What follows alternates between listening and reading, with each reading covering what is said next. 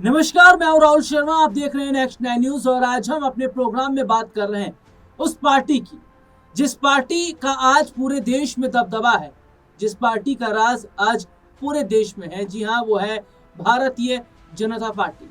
देश में आज एक ही पार्टी का बोलबाला देखने को मिल रहा है और वो है भारतीय जनता पार्टी। लेकिन जिस पार्टी को आज बीजेपी के नाम से जाना जाता है, एक वक्त में उसका इतिहास जनसंघ से जुड़ा हुआ था। आपको बता दें कि जनसंघ की स्थापना कब हुई और जनसंघ से कैसे भारतीय जनता पार्टी बनी, आज पूरी रिपोर्ट हम अपने दर्शकों को बताएंगे और साथ ही ये भी बताएंगे कि जनसंघ को बनाने वाला कौन था और कैसे बीजेपी तक ये चीजें आगे ऐसे बढ़ती रही। 21 अक्टूबर 1951 को दिल्ली में जनसंघ की स्थापना हुई। इस पार्टी की स्थापना श्यामा प्रसाद मुखर्जी ने की थी, जबकि बीजेपी का गठन 6 अप्रैल 1980 को हुआ था। जिस जनसंघ की स्थापना डॉक्टर श्यामा प्रसाद मुखर्जी ने की थी, एक वक्त में वो कांग्रेस सरकार का हिस्सा थे। आजादी के बाद पंडित जवाहरलाल नेहरू की अगुवाई वाली कांग्रेस सरकार में डॉक्टर श्यामा प्रसाद मुखर्जी हिस्सा रहे, लेकिन 19 अप्रैल 1950 को उन्होंने मंत्रिमंडल पद से इस्तीफा देकर कांग्रेस के विकल्प में नई पार्टी बनाने का फैसला किया। दरअसल भारत पाकिस्तान के बंटवारे के बाद लाखों लोगों का पलायन हुआ। दोनों ही देश भीषण दंगों से पीड़ित थे, जिसके चलते नेहरू लियाकत समझौता हुआ। इस समझौते में कहा गया था कि दोनों ही देश अपने अपने देश में अल्पसंख्यक आयोग गठित करेंगे। पंडित नेहरू की नीतियों के विरोध में एक वैकल्पिक राजनीति की इच्छा डॉक्टर श्यामा प्रसाद मुखर्जी के मन में पहले से थी। नेहरू लियाकत समझौते को नेहरू की मुस्लिम तुष्टीकरण की नीति बताते हुए श्यामा प्रसाद मुखर्जी ने 19 अप्रैल 1950 को केंद्रीय उद्योग मंत्री पद से इस्तीफा दे दिया और कांग्रेस के विकल्प के रूप में एक नई राजनीतिक पार्टी खड़ा करने का बीड़ा उठाया। 1951 के वक्त जनसंघ का चुनावी चिन्ह दीपक हुआ करता था। श्यामा प्रसाद मुखर्जी और सामाजिक कार्यकर्ता दीनदयाल उपाध्याय की जोड़ी ने इस पार्टी की बुनियाद खड़ी की, तो अटल बिहारी वाजपेयी और लाल कृष्ण आडवाणी ने पार्टी की पहुंच को देश भर में विस्तार देने का काम किया और आज के समय में नरेंद्र मोदी और अमित शाह की जोड़ी ने भारतीय जनता पार्टी को सबसे मजबूत स्तंभ बना दिया है। भारतीय जनसंघ के नेता शुरू से ही कश्मीर की एकता, गौरक्षा, जमींदारी व्यवस्था और परमिट लाइसेंस, कोटा राज को खत्म करने जैसे मुद्दों पर मुखर रहे। उन्होंने गौरक्षा का भी मुद्दा उठाया, जम्मू कश्मीर का भी मुद्दा उठाया, जो जमींदारी व्यवस्था थी, उन तमाम मुद्दों को उन्होंने उठाने का काम किया। हालांकि साल 1952 में देश के पहले आम चुनाव में यह पार्टी कुछ ज्यादा खास करने में नाकाम रही। पार्टी को महज 3 सीटें मिली। वक्त गुजरता गया और देश की राजनीति में कई बदलाव आते चले गए। भारत की आजादी के बाद कांग्रेस एकमात्र ऐसी राजनीतिक पार्टी थी जिसका पूरे देश में डंका बज रहा था। जवाहरलाल नेहरू के बाद कांग्रेस की कमान संभाल रही इंदिरा गांधी ने साल 1977 में आपातकाल खत्म करने की घोषणा की। आपातकाल की वजह से देश भर में बड़ी तादाद में लोगों के मन में कांग्रेस को लेकर आक्रोश था। जनता कांग्रेस की जगह कोई और राजनीतिक दल के विकल्प की मांग कर रही थी। जी हाँ, किस तरीके से यहाँ पर एक नया मुद्दा शुरू हो गया था, लोगों में एक नई क्रांति थी कि कोई और पार्टी होनी चाहिए। समाज सेवी जयप्रकाश नारायण के आह्वान पर एक नए राष्ट्रीय दल जनता पार्टी का गठन किया गया। तो ऐसे में यहाँ पर देखा जा रहा है कि एक नए राष्ट्रीय दल का गठन हुआ और ये था जनता पार्टी। अब देखिए, जनसंघ से बीजेपी तक, यहाँ पर मैं अपने दर्शकों को विस्तार से बताऊंगा कि कैसे जनसंघ से बीजेपी तक जो है रास्ता तय किया जाता है और जनसंघ से बीजेपी तक में कौन कौन लोग शामिल थे और कैसे धीरे धीरे एक नई जो क्रांति है वो भी देखने को मिलती है। दरअसल इस दौरान जनसंघ को जनता पार्टी बनाने की मांग उठने लगी। जनता पार्टी की छत के नीचे कई छोटे राजनीतिक दल आकर खड़े हो गए। इसी दौरान भारतीय जनसंघ का चुनाव चिन्ह दीपक से बदलकर जनता पार्टी का चुनाव चिन्ह हलधर किसान में बदला गया। जनता पार्टी का बनना सफल साबित हुआ और देशवासियों ने इंदिरा गांधी की जगह जनता पार्टी पर भरोसा जताया। देखिए, मोरारजी देसाई को देश का नया प्रधानमंत्री बनाया गया। हालांकि कुछ वक्त के बाद पार्टी में नेताओं के बीच कलह की खबरें भी आने लग गई थी। यह पार्टी जनसंघ के आए नेताओं के दोहरे सदस्यता और विश्वास के मुद्दे पर टूट गई। इसके बाद जनता पार्टी में मौजूद संघ के नेताओं का मानना था कि अब नए राजनीतिक दल बनाने की जरूरत है। इसके बाद योजना के तहत 6 अप्रैल 1980 के दिन मुंबई में एक नई राजनीतिक पार्टी की स्थापना होती है। देखिए, मैं बताता हूं फिर से कि 6 अप्रैल 1980 के दिन मुंबई में एक नई राजनीतिक पार्टी की स्थापना होती है। पार्टी का नाम रखा गया भारतीय जनता पार्टी। बता दें, इस दिन साल 1930 में महात्मा गांधी ने दांडी यात्रा के बाद नमक बनाकर नमक कानून तोड़ा था। उस समय अटल और आडवाणी भारतीय जनता में भारतीय जनता में दो बड़े चेहरे बनकर उभरे थे। इस पार्टी की मैं बात कर रहा हूँ, अटल और आडवाणी, ये दो बड़े चेहरे इस पार्टी में बनकर निकले। साल 1984 में देश की तत्कालीन प्रधानमंत्री इंदिरा गांधी की हत्या हुई और उसी साल आम चुनाव कराए गए जिसमें बीजेपी को सिर्फ 2 सीटें हासिल हुई। इसके बाद साल 1986 में लाल कृष्ण आडवाणी को पार्टी का अध्यक्ष नियुक्त किया। उन्होंने अयोध्या में राम मंदिर निर्माण को लेकर राम जन्मभूमि आंदोलन की आवाज बुलंद की। पार्टी में एक और जहां लाल कृष्ण आडवाणी जैसे हिंदू राष्ट्रवाद नेता मौजूद थे जो हिंदू धर्म को लेकर काफी मुखर थे, वहीं अटल बिहारी वाजपेयी एक ऐसे नेता थे जो गांधीवादी समाजवाद पर भरोसा रखते थे और वो काफी नरम मिजाज के भी माने जाते थे। तो देखिए, अगर मैं अटल जी की बात करूं और आडवाणी जी की बात करूं तो नेचर में भी बहुत ज्यादा डिफरेंस था, बहुत ज्यादा फर्क देखने को मिलता था, जो कि मैं बता भी रहा हूं। देखिए, पार्टी ने उस वक्त एक बड़ा फैसला लिया और अटल बिहारी वाजपेयी की जगह लाल कृष्ण आडवाणी को पार्टी अध्यक्ष का दामन सौंप दिया गया। 1980 से लेकर अगले 6 साल तक रहे वाजपेयी की जगह तेज तर्रार और राम मंदिर के मुद्दे पर मुखर होकर बोलने वाले आडवाणी को पार्टी अध्यक्ष बनाने का फैसला पार्टी के लिए सही साबित हुआ। साल 1989 में भाजपा ने 85 सीटें जीती। इतना ही नहीं, इसके बाद भाजपा ने कभी पीछे मुड़कर नहीं देखा। साल 1991 के लोकसभा चुनाव में पार्टी ने 120 सीटें जीती।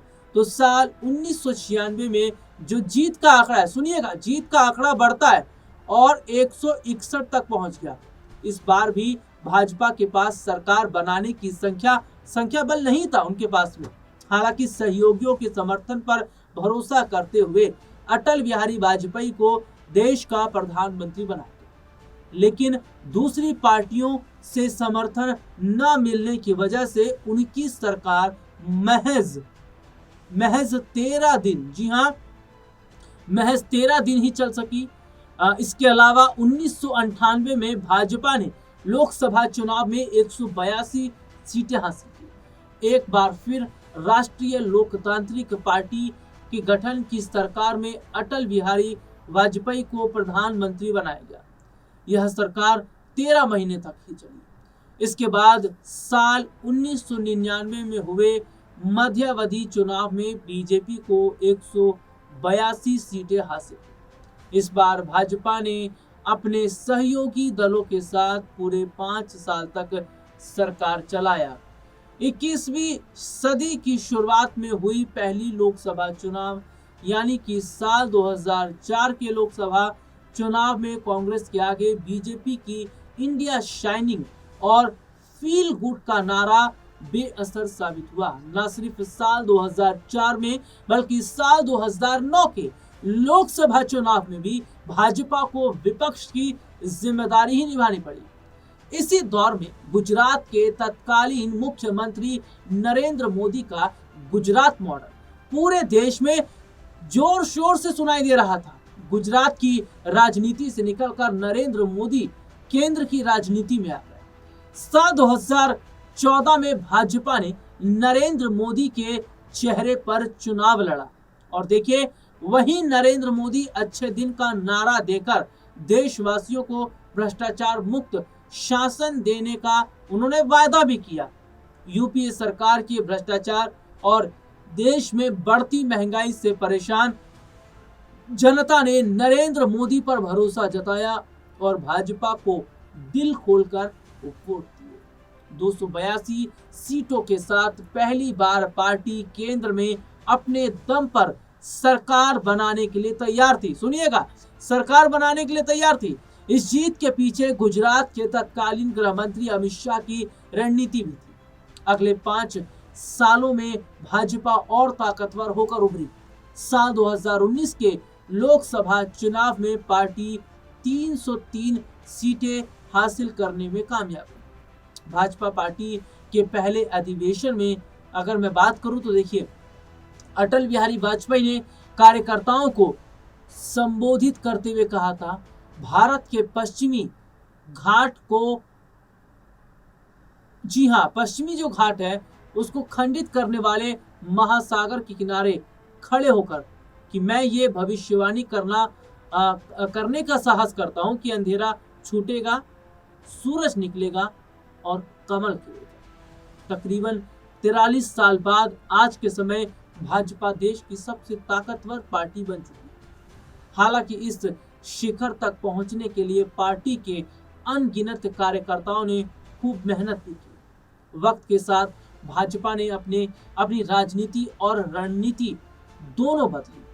1951 भारतीय जनसंघ का गठन, जैसे कि मैंने अपने दर्शकों को बताया, और देखिए दिल्ली के कन्या माध्यमिक विद्यालय परिसर में भारतीय जनसंघ का राष्ट्रीय सम्मेलन भी आयोजित हुआ, जिसमें डॉक्टर श्यामा प्रसाद मुखर्जी की अध्यक्षता में अखिल भारतीय जनसंघ की स्थापना हुई थी। ये मैं बता रहा हूँ कि किस तरीके से स्थापना हुई थी और कैसे जो है इसमें एक बड़ी भूमिका श्यामा प्रसाद जी की रही।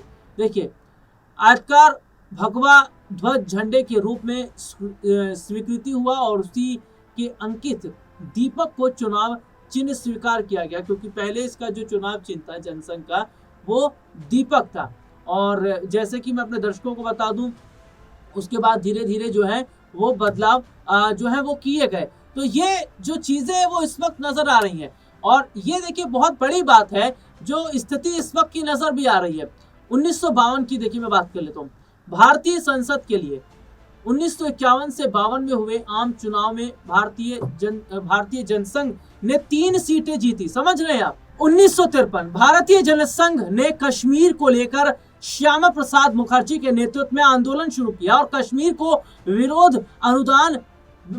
विशेष अनुदान देने का जो है विरोध किया, जिसके बाद कांग्रेस सरकार ने श्यामा प्रसाद मुखर्जी को गिरफ्तार कर लिया। बाद में जेल में ही उनकी रहस्यमय परिस्थितियों में मृत्यु हो गई। गोवा मुक्ति आंदोलन को लेकर 2 मई 1954 में जनसंघ ने देश भर में एकता दिवस मनाया। 1957 के लोकसभा चुनाव में जनसंघ ने 4 सीटें जीती थी। 1962 के लोकसभा चुनाव में भारतीय जनसंघ ने 14 सीटें जीती थी। उत्तर प्रदेश, मध्य प्रदेश और हरियाणा में हुए चुनाव में जनसंघ देश की दूसरी सबसे बड़ी पार्टी बनकर उभरी। लोकसभा चुनाव में 35 सीटें जनसंघ को मिली। 1971 के लोकसभा चुनाव में भारतीय जनसंघ को केवल 22 सीटों पर ही जीत मिली, क्योंकि इंदिरा गांधी के नेतृत्व में कांग्रेस को इस चुनाव में भारी जीत मिली थी। 1975 आपातकाल के समय जनसंघ के कई नेता जेल में डाले गए। आपातकाल के बाद अगर देखा जाता है, देखिए 1977 में भारतीय जनसंघ का जनता पार्टी में विलय हुआ। जनता पार्टी में आपसी कलह चरम पर पहुंच गई, जिसके बाद देखिए 6 अप्रैल 1980 को भारतीय जनता पार्टी का गठन होता है। भारतीय जनता पार्टी का यह पहला चुनाव था उसे केवल 2 सीटें प्राप्त हुई। 1986 लाल कृष्ण आडवाणी को भाजपा का अध्यक्ष बनाया गया। 1989 के चुनाव में भाजपा को भारी सफलता मिली और देखिए राजीव गांधी की सरकार सत्ता से बाहर हो गई। 1984 में पार्टी को 2 सीटें मिली थी, वहीं 1989 में 85 सीटों पर जीत मिली। सितंबर 1990 में लाल कृष्ण आडवाणी के नेतृत्व में सोमनाथ से अयोध्या तक रथ यात्रा की शुरुआत की गई। जी हाँ, शुरुआत की गई। हालांकि बिहार के तत्कालीन मुख्यमंत्री लालू प्रसाद यादव के आदेश पर उनको गिरफ्तार कर लिया गया। देश में 1991 में आम चुनाव हुए जिसमें भाजपा को 120 सीटों पर जीत मिली। 1991 से 93 तक मुरली मनोहर जोशी पार्टी के अध्यक्ष रहे। 1996 के संसदीय चुनाव में भाजपा को 161 सीटों पर जीत मिली और संसद की सबसे बड़ी पार्टी बन गई। अटल बिहारी वाजपेयी प्रधानमंत्री बने। हालांकि बहुमत साबित करने में असमर्थ होने के कारण 13 दिनों में सरकार गिर गई। 1998 में भाजपा ने एनडीए के गठबंधन में चुनाव लड़ा और अटल बिहारी वाजपेयी फिर प्रधानमंत्री बने। हालांकि अनद्रमुक के समर्थन वापस लेने के बाद सरकार गिर गई। 1999 के चुनाव में एनडीए को 303 सीटों पर जीत मिली और भाजपा को अकेले 183 सीटों पर विजय प्राप्त हुई। अटल बिहारी वाजपेयी तीसरी बार प्रधानमंत्री बने। 2004 में अटल बिहारी वाजपेयी ने तय समय से 6 महीने पूर्व चुनावों की घोषणा कर दी। इस चुनाव में भाजपा को हार का सामना करना पड़ा। कांग्रेस नीति गठबंधन के 222 की तुलना में उसे केवल 186 सीटें मिली। 2009 के आम चुनाव में भाजपा की सीटें घटकर 116 रह गई। 2014 के लोकसभा चुनाव में भाजपा को 282 सीटें मिली। नरेंद्र मोदी के नेतृत्व में एनडीए ने लोकसभा की कुल 543 सीटों में से 336 सीटों पर जीत दर्ज की। 26 मई 2014 को नरेंद्र मोदी देश के 15वें पीएम के रूप में उन्होंने शपथ ली। यह पार्टी की स्थापना के बाद पहला अवसर था जब भाजपा को लोकसभा में अपने बल पर बहुमत हासिल किया। 2019 की देखिए मैं बात कर लेता हूं तो भाजपा ने लोकसभा चुनाव 2019 में जैसे कि 303 सीटों पर विजय प्राप्त की, इतिहास रचा। 2024 के लोकसभा चुनाव में उसे 240 सीटें मिली हैं। तो ये हमने पूरा यहाँ पर ग्राफ पूरी जानकारी अपने दर्शकों को दी कि कैसे जनसंघ से बीजेपी बनाने वाले कौन कौन लोग थे, किनका क्या क्या योगदान था और आज यही भारतीय जनता पार्टी है जिसकी सरकार आज देश के कोने कोने में है। हालांकि आने वाले समय में कई राज्यों में चुनाव होने वाले, जो कि उत्तर प्रदेश है, इस साल बंगाल है। बंगाल में फिलहाल नहीं है, अब देखना होगा कि क्या बंगाल में भी सरकार बनेगी। उत्तर प्रदेश में क्या फिर से बीजेपी का जलवा रहेगा, कई और चुनावों में भी क्या बीजेपी इसी तरीके से परफॉर्मेंस करेगी, ये देखना रहेगा। फिलहाल आज के इस प्रोग्राम में इतना ही, फिर मुलाकात होगी, तब तक के लिए इजाजत दीजिए, नमस्कार।